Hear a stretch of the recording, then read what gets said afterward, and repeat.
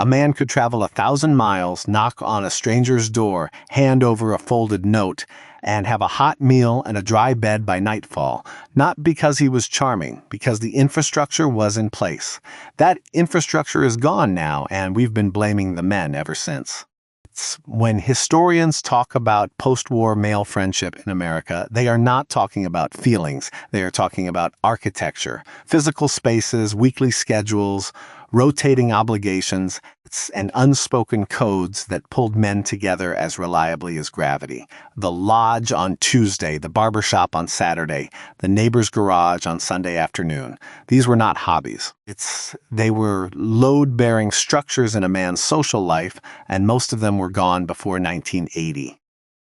There is a principle that sociologists have spent decades trying to put into words, but older men already lived it without a label.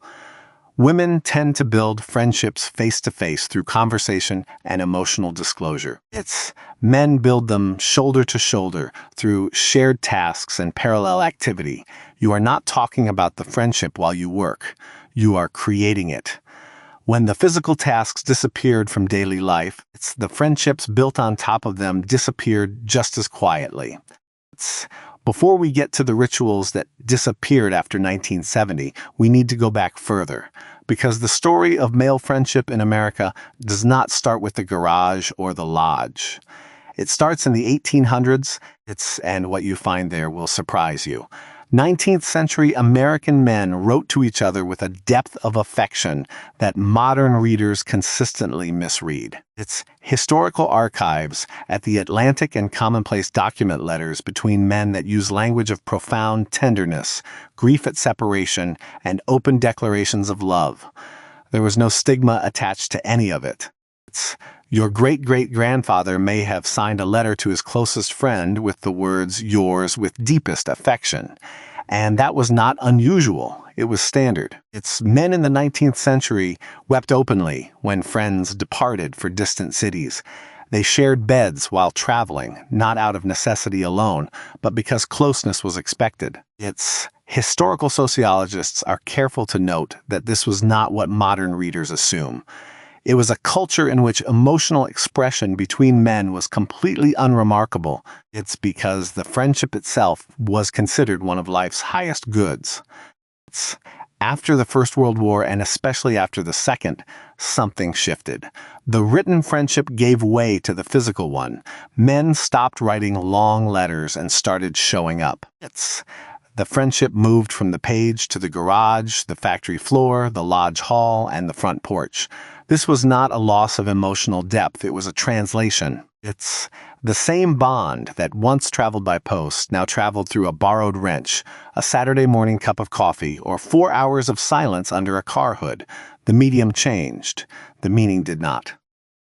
World War II did something specific to male friendship that is hard to overstate.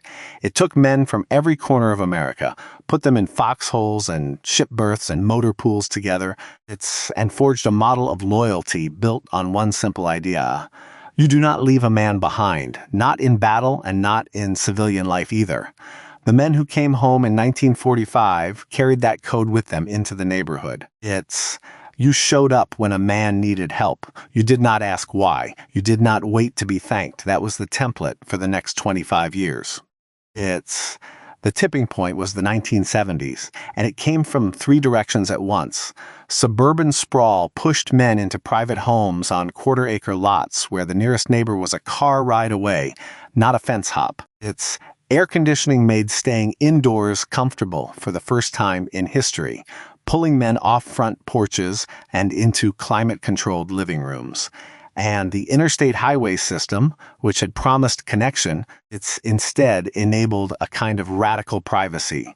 A man could live in a neighborhood for a decade and never once be inconvenienced by his neighbors, which turned out to be a quiet catastrophe. Television did not announce that it was replacing the lodge meeting.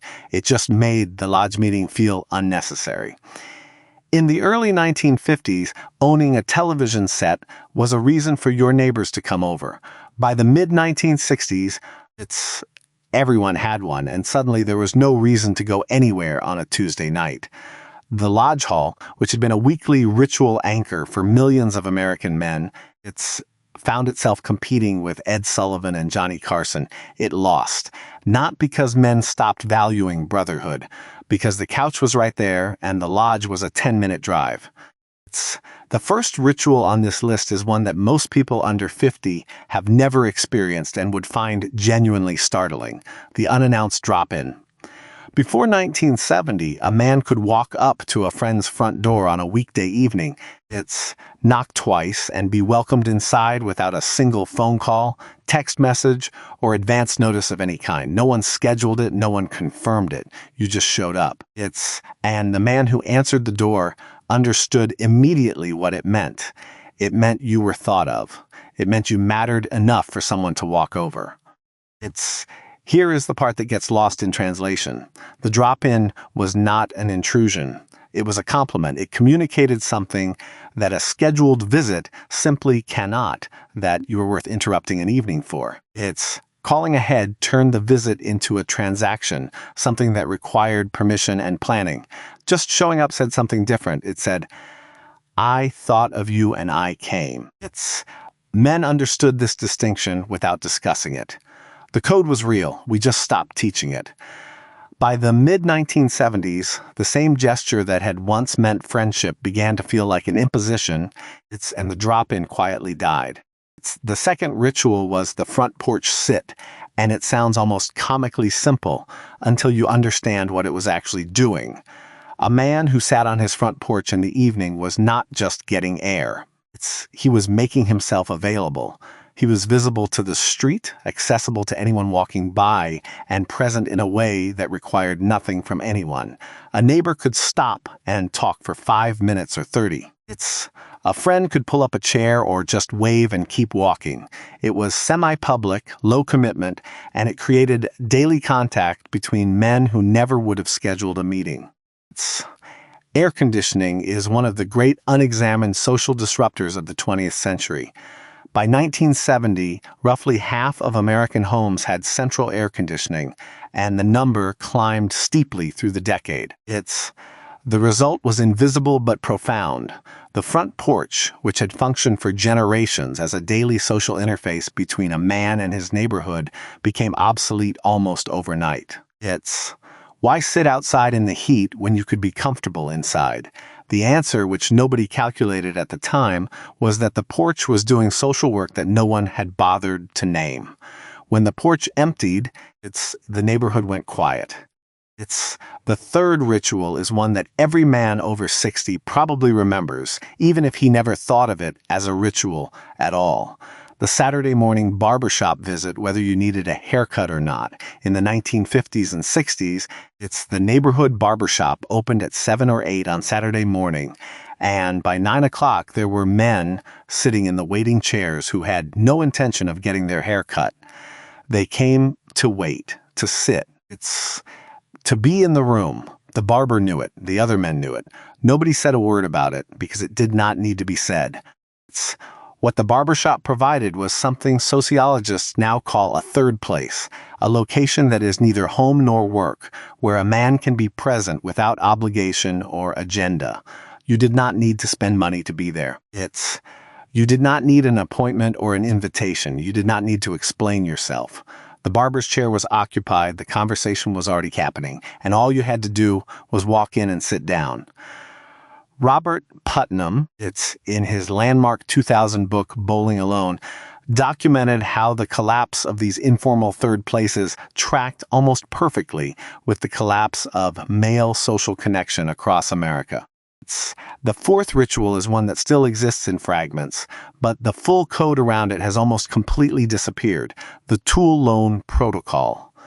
In a mid-century American neighborhood, tools circulated between men the way library books circulate between readers, except the library had no catalog and no due dates. A man borrowed his neighbor's circular saw on a Friday and returned it on Sunday. But here is the part that made it a ritual rather than just a transaction. You did not return a tool in the same condition you borrowed it. You returned it in better condition. Sharpened, oiled, cleaned, sometimes with a new blade. Your grandfather did not need a tutorial for this. He understood it the way he understood which side of the road to drive on. Returning a tool in better condition than you borrowed it was not generosity in the casual modern sense. It was a statement. It said, I respect your property, I respect your labor, I respect you. And the man who received it back understood the message without a word being exchanged. The tool loan was a full ritual of mutual respect compressed into a physical object. When men stopped borrowing tools and started buying their own, they did not just lose a convenience. They lost a reason to be in each other's debt. And debt, in this context, was the currency of friendship. The fifth ritual is one that most men today have never been taught to perform or read: the handshake inspection. In the mid-20th century, a handshake between men was not merely a greeting. It was a brief exchange of social data. The grip told you something. A man who worked with his hands had calluses in specific places, across the palm and at the base of the fingers, and a firm grip that came from daily use, not from effort. Men read this information automatically and adjusted their assessment of a new acquaintance accordingly. It was not a test. It was a conversation happening in less than 3 seconds.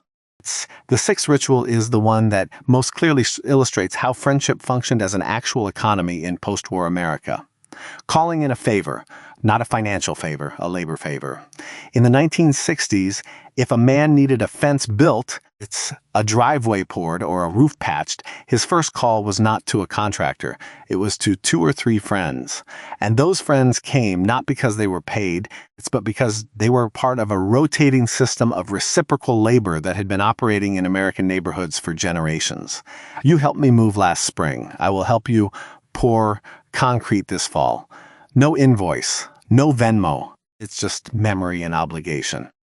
This favor economy was not informal in the careless sense. It was informal in the way that common law is informal, unwritten but binding. A man who accepted help and never reciprocated was not just considered selfish. He was considered untrustworthy, which in a neighborhood economy was a far more serious designation. And the reverse was also true. A man who consistently showed up when others needed him built a kind of social credit that no bank could issue. It was the economic engine of the middle-class neighborhood, and it ran entirely on friendship. When men started hiring contractors for everything, they did not just outsource the labor. They outsourced the bond. Here is a ritual so specific it almost sounds invented. When a man in the 1950s needed his driveway poured or a fence line reset, he did not open a phone book. He opened a case of beer. He called 3 or 4 neighbors.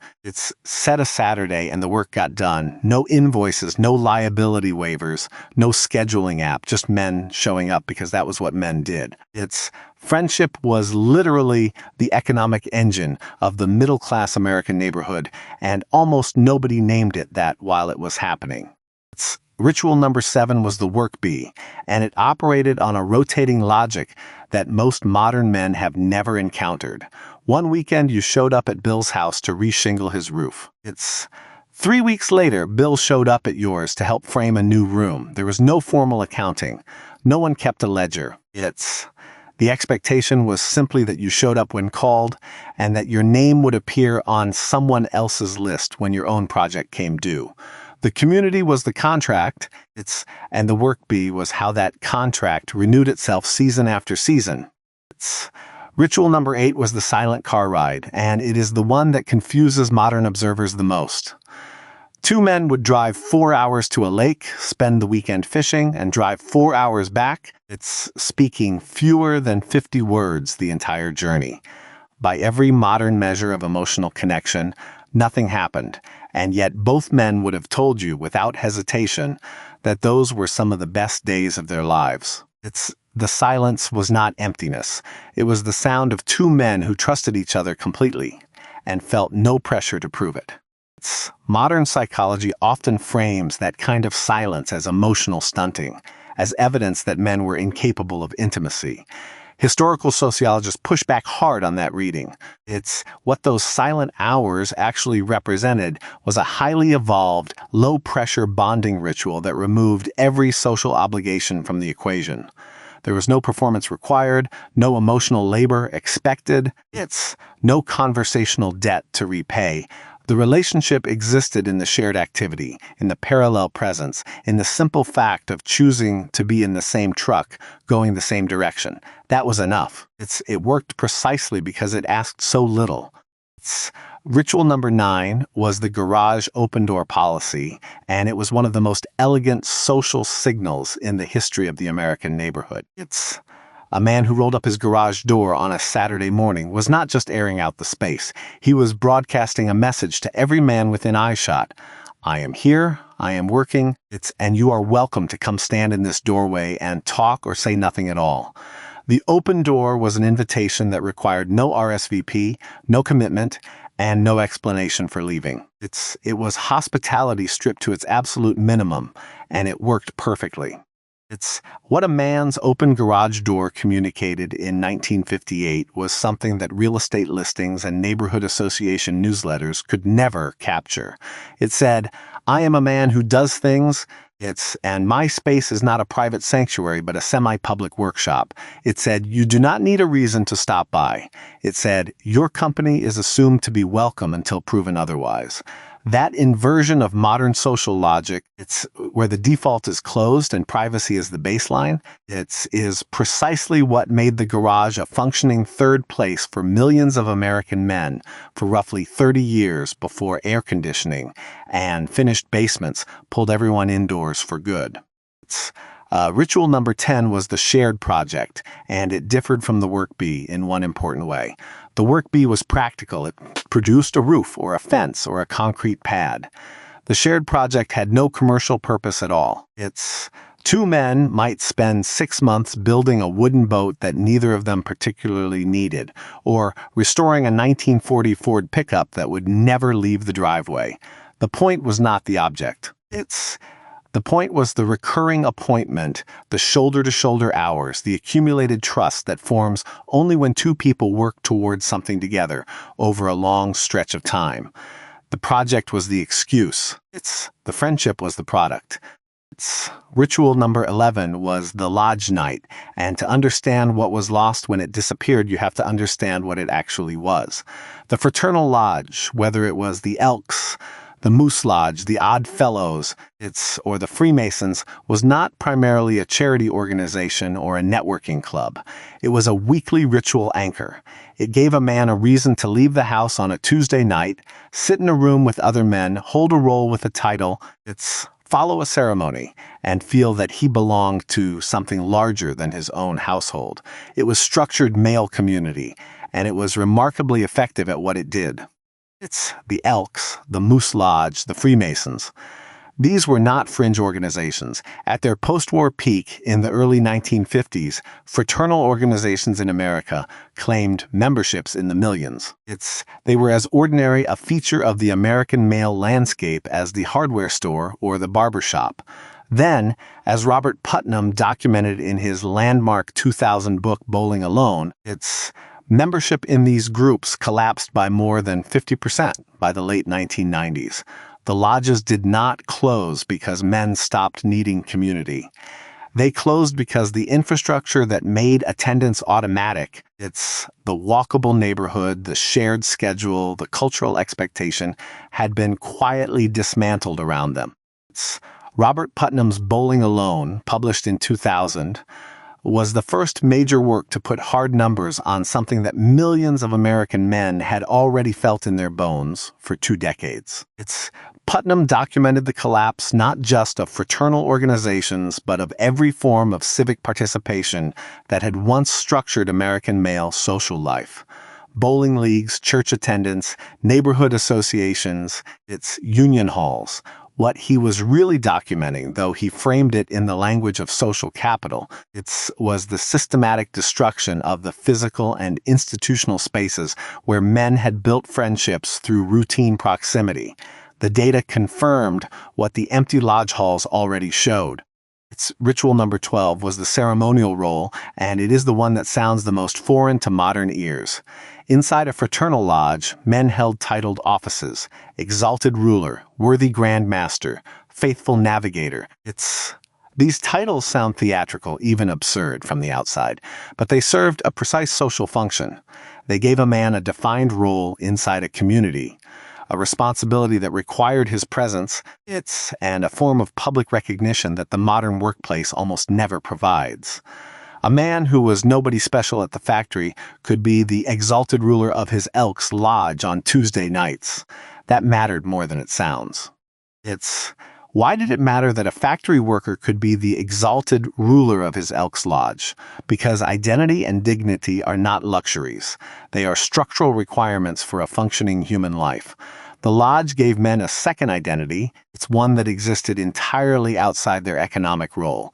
A man might spend 40 hours a week as a line worker or a clerk, invisible and interchangeable. But on Tuesday night, he was the worthy Grand Master. And every man in that room recognized his authority and his service. That recognition was not trivial. It was the kind of community scaffolding that kept men anchored to something larger than their own four walls. And when the lodges emptied, that scaffolding came down with them. Ritual number 13 was the formal greeting by name, and it operated on a principle that most men today have entirely forgotten. When a man greeted a friend or colleague in the mid-20th century, he used the full name. It's not a nickname, not a clap on the shoulder and a vague hey. He said the name William, Robert, Harold. Using a man's full name in greeting was a signal of recognition, of respect, and of attention. It said, I see you specifically. It's not just a body in a room. It cost nothing and communicated everything. Men used to know this without being told. Ritual number 14 was standing when an older man entered the room, and it happened without prompting, without a reminder, and without anyone explaining why. A man in his 20s or 30s simply rose from his chair when a man of 60 walked through the door. It was automatic. It was not performed for the older man's benefit alone. It was a public declaration of where the younger man stood in relation to the community's accumulated experience. It said, your years count for something in this room, and it said something to every other man watching too. It modeled a hierarchy of respect that younger men absorbed without a single lecture. There is a whole tradition hiding in what nobody thought to save. The unspoken hierarchy of respect that older men navigated in post-war America was not a rigid system of dominance. It was more like a living grammar that everyone spoke fluently without ever having studied it. You stood for age. You let the senior man speak first. You did not contradict a man in front of his sons. You addressed a man's wife by her married name until she told you otherwise. None of this was written in a rule book. It was transmitted through observation, through imitation. Through the slow accumulation of watching older men do it correctly and understanding without being told that you were expected to do the same. Ritual number 15 was the fishing trip, and the annual fishing trip was never about fish. Let's be precise about that. The fish were the excuse, the same way the garage project was the excuse and the lodge meeting was the excuse. What the fishing trip actually was a repeatable annual appointment that guaranteed continuity. It happened every May or every October or the first weekend after deer season closed. And it happened whether anyone felt like it or not, whether the friendship had been active that year or not, whether anyone had anything to say or not. The trip was the ritual. Showing up was the entire point. The fish were incidental. Why did the annual fishing trip work so well as a friendship maintenance ritual? Because it removed every variable that causes modern friendships to collapse.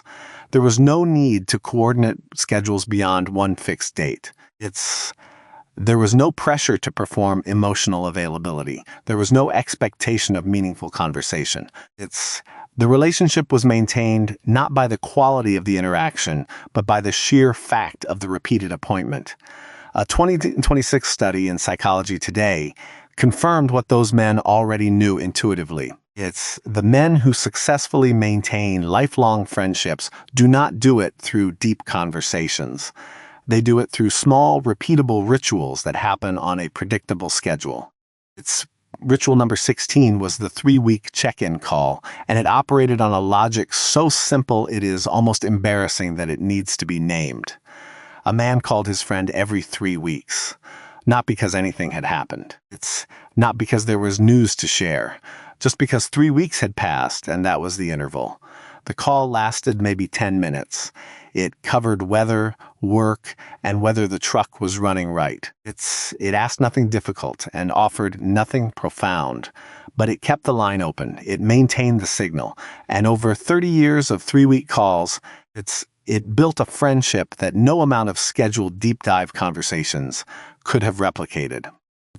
Ritual number 17 was the meal after hard labor, and it was the closing ceremony of almost every work bee, every shared project, and every collective effort that men undertook together in post-war America. It's when the concrete was poured and the tools were put away, someone's wife brought food, or the men walked to a diner, or someone fired up a grill in the backyard. The meal was not optional.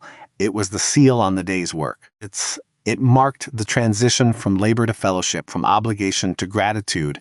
Eating together after physical effort was a ritual so old it predates any culture that has ever been studied. And post-war American men practiced it without knowing they were continuing something ancient. Why did sharing food after physical work seal a bond that conversation alone could not? Because it combined two of the oldest human bonding mechanisms in a single act. Physical labor creates shared vulnerability and shared accomplishment. Eating together signals trust at a biological level that goes deeper than language.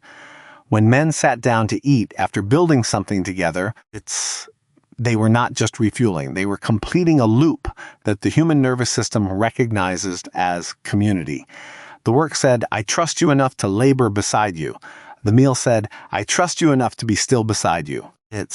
Together, they said everything that needed to be said without a single word about feelings. There was a ritual so simple it barely registered as one. When a group of men finished a hard day of work together, whether they had just poured a driveway, raised a fence, or split 4 cords of firewood, the man whose property it was bought the first round, not a round for himself. The first round for everyone else. That single act opened a ledger that every man in the group understood without a word being spoken about it. The first round ritual was not about generosity alone. It encoded 3 things at once: trust, status, and reciprocity. Buying the first round said, "I can afford to give before I receive." It said, "I value your company enough to open the account." And it created an obligation in the other men. Not a debt they resented, but one they were proud to honor. The next gathering, someone else bought the first round. The ledger balanced itself over months and years, and the friendship deepened with every transaction. Before the telephone made long-distance contact effortless, and before the interstate highway system made every city feel reachable, men had a tool that could open a door anywhere in the country. It was called the letter of introduction. A man moving to a new city or passing through on business would carry a handwritten letter from a trusted friend back home.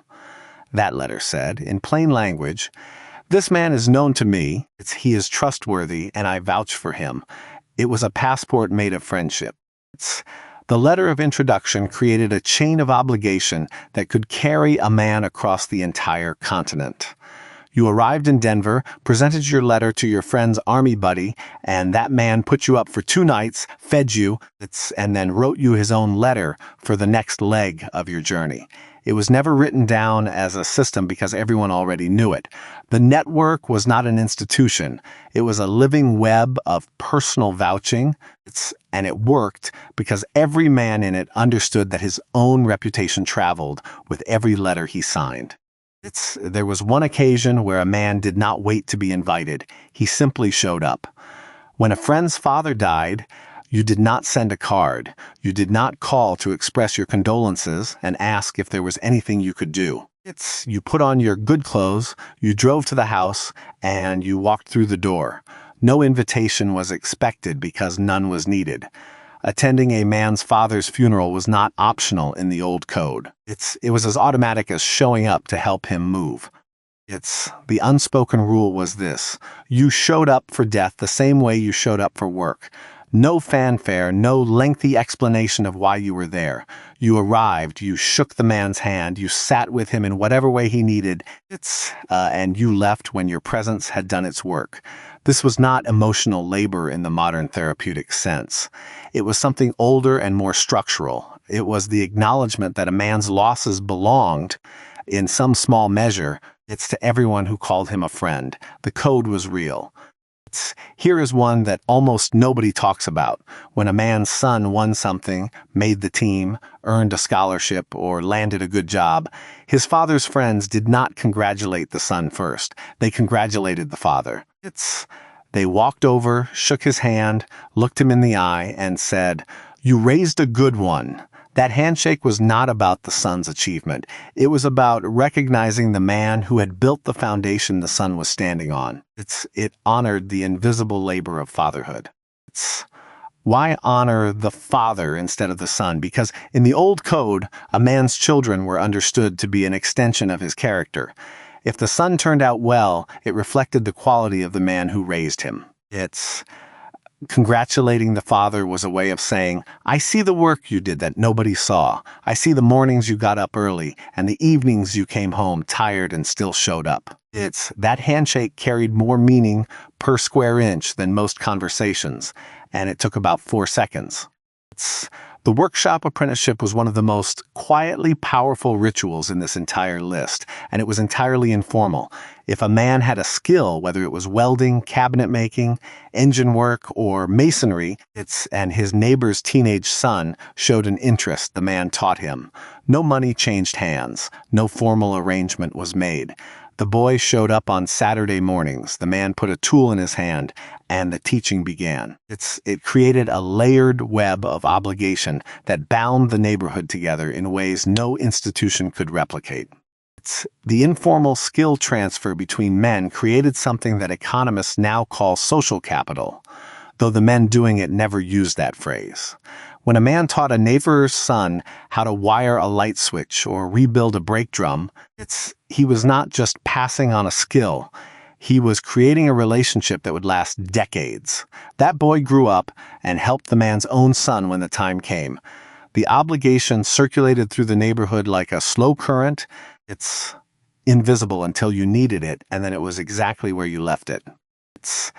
The standing lunch counter was not a restaurant. It was a ritual location. In the 1950s and 1960s, men who worked near a town center would stop at the same lunch counter at roughly the same time on the same days.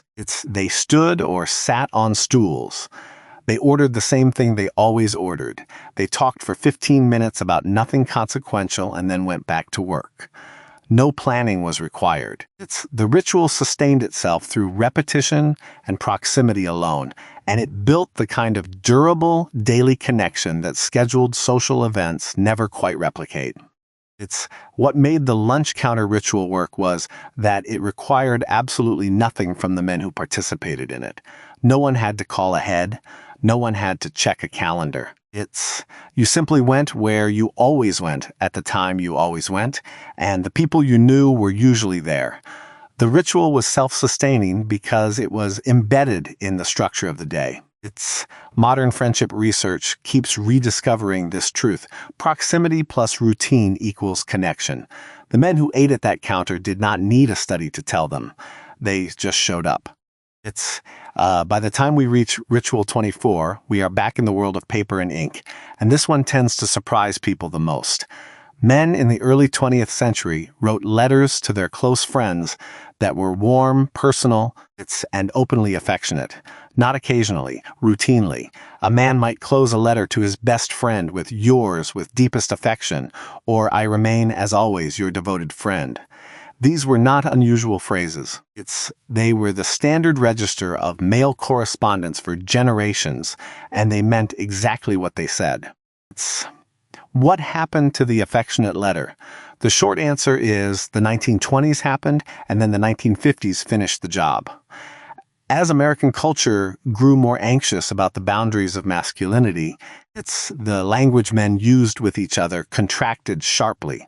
Phrases that had been unremarkable in 1910 began to feel loaded by 1950. It's historical sociologists who study this shift note that the letters did not stop because the feelings stopped.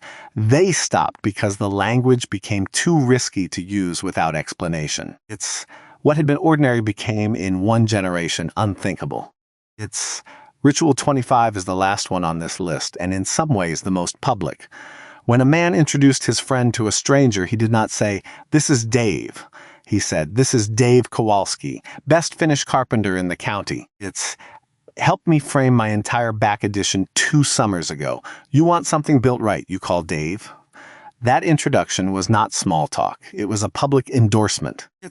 It told everyone in the room exactly what the man thought of his friend, and it elevated the friend standing in a new social circle before he had spoken a single word.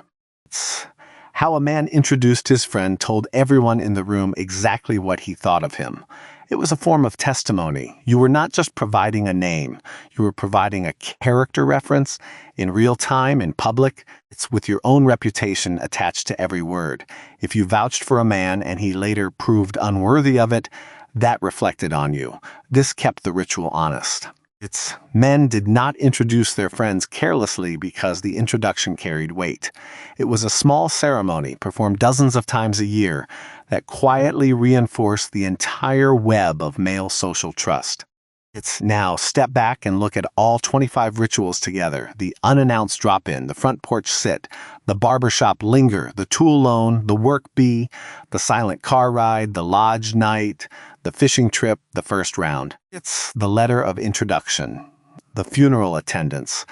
Every single one of them shares 2 characteristics. They required physical proximity, and they made almost no verbal demands. You did not have to be articulate.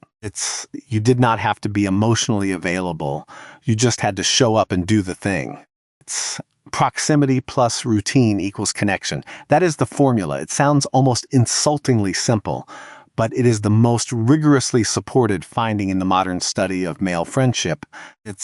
And it is exactly what men in 1955 were doing without naming it. They did not build friendships through vulnerability exercises or scheduled check-ins. They built them by being near the same people, doing the same things. It's at the same times over years and decades. The formula worked because it required almost nothing extraordinary. It just required showing up to ordinary life in the same place as someone else. There is a misconception about older generations of men that has hardened into something like received wisdom. The story goes like this. Men of the mid-20th century were Stoic loners.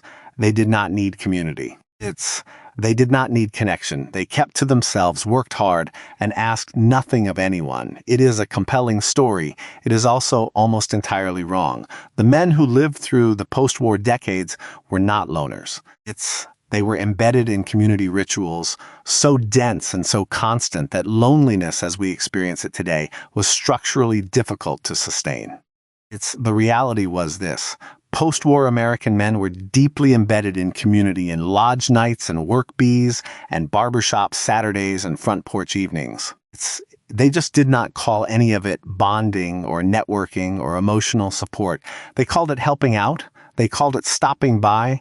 They called it the regular thing we do on Thursdays. The language was plain because the practice was plain.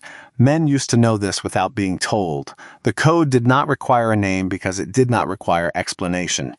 Everyone was already living it. Here is a misconception worth dismantling carefully. Many people today assume that old-fashioned male friendships required constant contact to stay alive. Weekly calls, regular check-ins, steady proof of investment. But the historical record does not support that. Men in the 1950s could go 6 months without speaking to a close friend and pick up exactly where they left off. Not because they were emotionally distant, but because the friendship was anchored to something more durable than frequency. It was anchored to certainty. Both men knew, without negotiating it, that the other would show up when it mattered. What actually kills male friendship is not distance and it is not silence.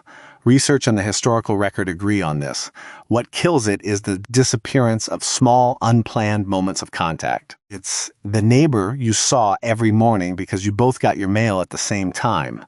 the guy at the lunch counter you nodded to every Tuesday. Those micro connections were not trivial. They were the maintenance schedule for something much larger.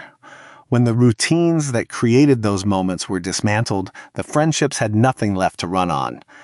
Distance is survivable. The permanent absence of accidental contact is not.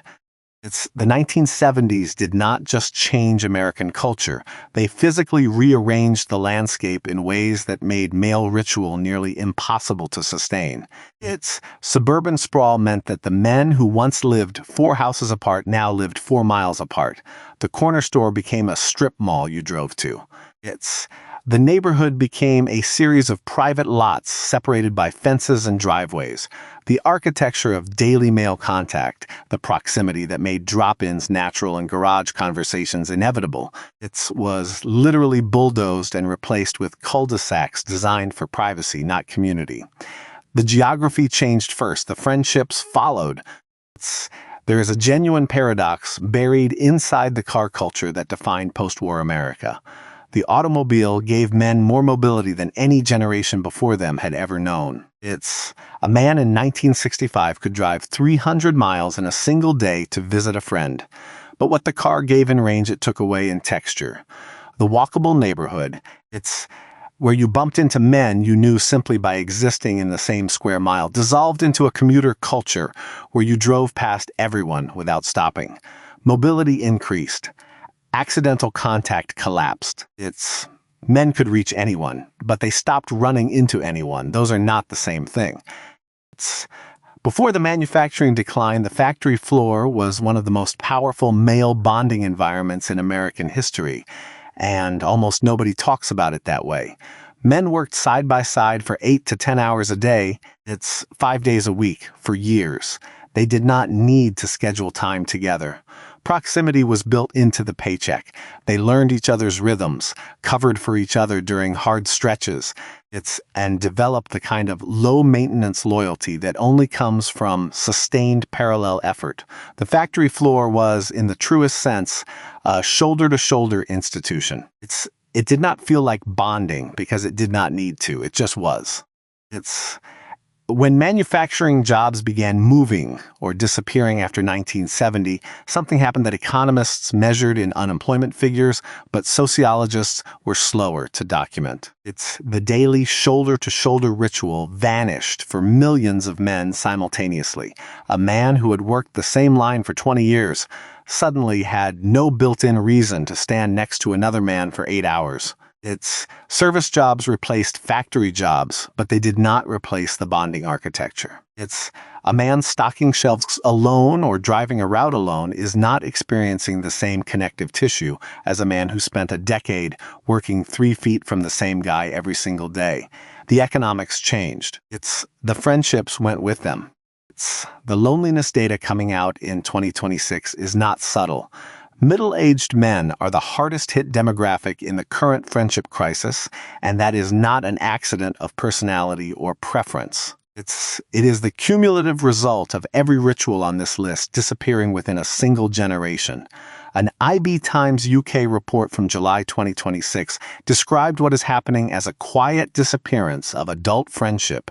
And the word quiet is the key word. There was no announcement, no single moment when male friendship ended. It dissolved slowly, ritual by ritual, third place by third place.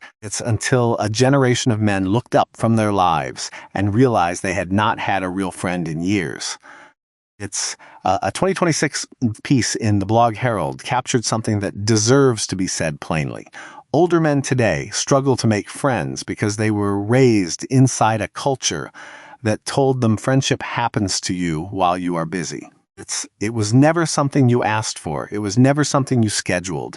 It arrived as a byproduct of showing up to work, showing up to the lodge, showing up to the garage.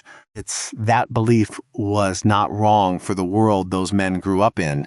The infrastructure supported it. But when the infrastructure disappeared and the busyness eventually slowed, the belief became a trap. Men waited for friendship to arrive. It did not know where to find them anymore. Retirement was supposed to be the reward. decades of work, and then finally the freedom to do whatever you wanted with your time. But for men whose entire friendship network had been built inside the structure of work, its retirement revealed something nobody had warned them about. When the busyness stopped, the friendships evaporated with it, not dramatically, not with any argument or falling out. They simply faded. It's because the rituals that had sustained them required the shared context of labor. The fishing trip made sense when both men were blowing off steam from the same kind of week. Without that shared context, even the annual trip started to feel like an obligation rather than a relief. The structure was gone. The friendship had nothing left to hold on to. Men used to know this without being told. The whole system, the drop-in, the tool loan, the lodge night, the silent car ride, the first round, the funeral attendance, none of it was written in a handbook. There was no orientation. A young man absorbed it by watching older men do it and then doing it himself. The code was real. It was just never written down because everyone already knew it. That is exactly why it disappeared so completely. When the generation that carried it in their bones was gone and the next generation had grown up inside a different architecture entirely, there was nothing left to transmit. No document, no manual. It's just a quiet absence where a whole tradition used to live. So what would it actually take to rebuild even one of these rituals in a modern neighborhood? Not all 25, just one. The honest answer is that it requires almost nothing in terms of money or technology. And almost everything in terms of willingness to feel slightly awkward. The drop-in requires only the decision to walk next door without a reason. The tool loan requires only that you own a tool worth lending. The open garage door requires only that you leave it open on a Saturday morning. The barrier is not logistical, it is psychological. We have spent 50 years building a culture that treats unscheduled contact as an imposition. Undoing that assumption is the actual work. Of all 25 rituals on this list, the open garage door may be the single lowest cost signal a man can send today. It requires no conversation, no invitation, no planning. You raise the door on a Saturday morning. You go about your business, and you let the neighborhood know that you are present and approachable. That is the entire ritual. In 1958, every man on the block understood what an open garage door meant. It meant come over if you feel like it. I am not busy in a way that excludes you. That signal still works. The language has not changed. Most neighborhoods have simply stopped speaking it. One man starting again can change that for an entire block. If you are looking for the single most recoverable ritual from this entire list, the annual trip is it. Not because it is easy to organize, but because it is already a concept that modern men understand. A weekend away, a fishing cabin, a hunting lease, a drive to somewhere neither of you has been in years. The key is not the destination. The key is the repeatability. The men who kept their friendships alive across decades did it through small, reliable rituals. And the annual trip was the most powerful of them because it created a fixed point in the calendar that both men organized their year around. You do not need to talk about your feelings on that trip. You just need to go. Every year, without negotiating whether you feel like it. The tool loan protocol is still possible today, and it costs nothing to revive. The mechanics are simple. You borrow a man's tool, you use it carefully, you return it in better condition than you received it, cleaned, sharpened if it has an edge, oiled if it has moving parts. You return it in person, not left on a porch. That personal return is the ritual. It says, I respected what you trusted me with, and I thought about you while I had it. Your grandfather did not need a tutorial for this. It was the most natural thing in the world. In a neighborhood where 3 men practice this consistently, you have the beginning of something that looks a great deal like the infrastructure that used to hold everything else together. Norman's grandfather understood something about friendship that no self-help book has ever quite managed to put into words. He understood that friendship was not a feeling you pursued. It was a practice you maintained. It lived in the showing up, the sharpening, the first round, the silent drive, the annual trip, whether you felt like it or not. He did not analyze his friendships. He did not audit them for emotional reciprocity. He just kept doing the things that kept them alive, and the feeling followed the practice, not the other way around. That inversion is the thing that got lost. We started waiting to feel connected before we acted connected. His generation did it the other way around, and it worked. The deepest loss in all of this is not any single ritual. It is not the drop-in or the lodge night or the barbershop linger, as much as each of those mattered. The deepest loss is the unspoken knowledge that men carried without naming it. The knowledge that another man was worth showing up for, worth sharpening a saw for, worth driving 4 hours in silence for. It's worth standing in the back of a church for when his father died. That knowledge was the foundation everything else rested on. When the rituals disappeared, that knowledge had no vehicle left to travel in.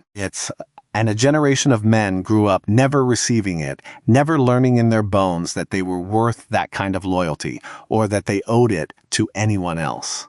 Documenting these 25 rituals is not an act of nostalgia for its own sake. Nostalgia looks backward and stays there. What this channel is doing is something different. It is recovery work. The difference matters. Nostalgia says those days were better and we cannot get them back. Recovery says here is exactly what was lost, here is how it worked, and here is enough specific detail that a man who wants to rebuild even one piece of it has something real to work from. There is a whole tradition hiding in what nobody thought to save. These rituals were never written down because everyone already knew them. Now that the men who knew them are gone, writing them down is the only way any of it survives.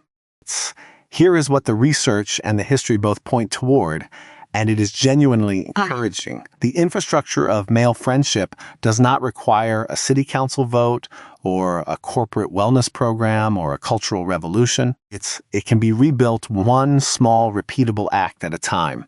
One open garage door on a Saturday morning. One tool returned in better condition than you borrowed it. One annual trip that happens whether you feel like organizing it or not. One phone call on the same day every 3 weeks. None of these acts are dramatic. None of them require a conversation about feelings. They just require showing up consistently. It's in the small ways that men once showed up for each other without being asked and without needing to explain why. If any of these 25 rituals reminded you of something your father or grandfather did, something you watched without quite understanding what you were seeing, I want to hear about it. Leave it in the comments. It's not because this channel is a nostalgia forum, but because the specific details you remember are exactly the kind of thing that does not exist anywhere else. If this video gave you something worth keeping, subscribe and take a look at the archive below. There are dozens of these traditions waiting to be documented, and every one of them was real, was earned, and deserves better than silence. The men who practice them are worth that much.